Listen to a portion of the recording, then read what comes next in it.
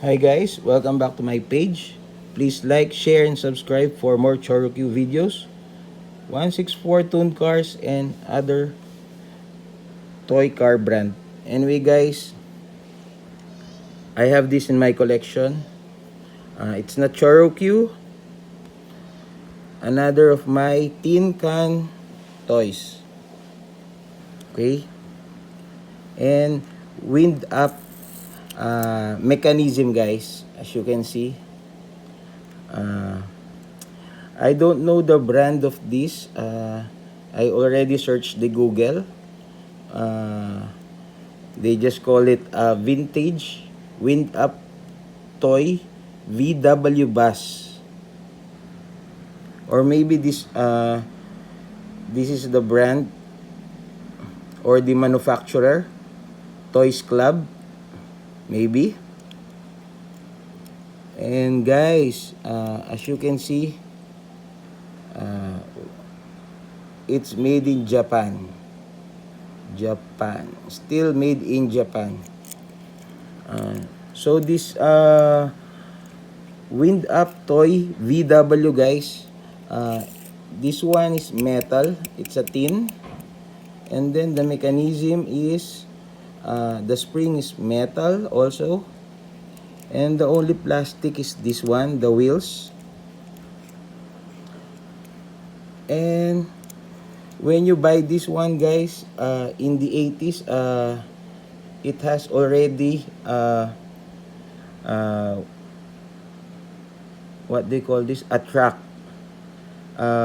packet track, so you can play with it in his track guys. So again, this is a tin can toy wind up.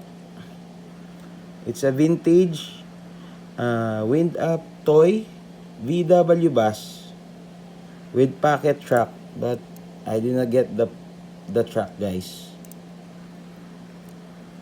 So it's a tin can with mixed plastic, and the size is like the Chorokyu. Then guys,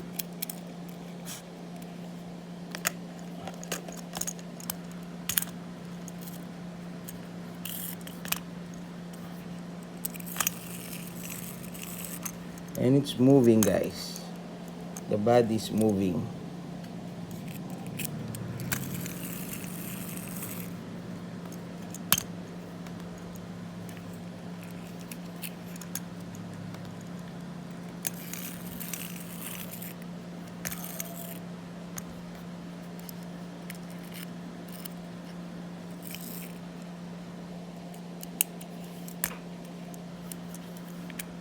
I don't want to wind up totally guys. It might get damaged because it's already vintage guys.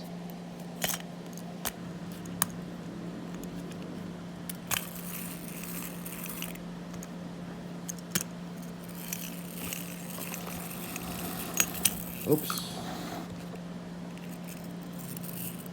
So again guys, this is from the 1980s vintage wind up toy VW with pocket track. As you can see guys, it's in detailed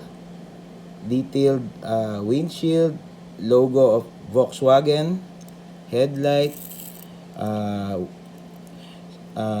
what they call side windows, the engine and the rear window, and still in very good condition guys. And it's made in Japan, as you can see guys. Japan.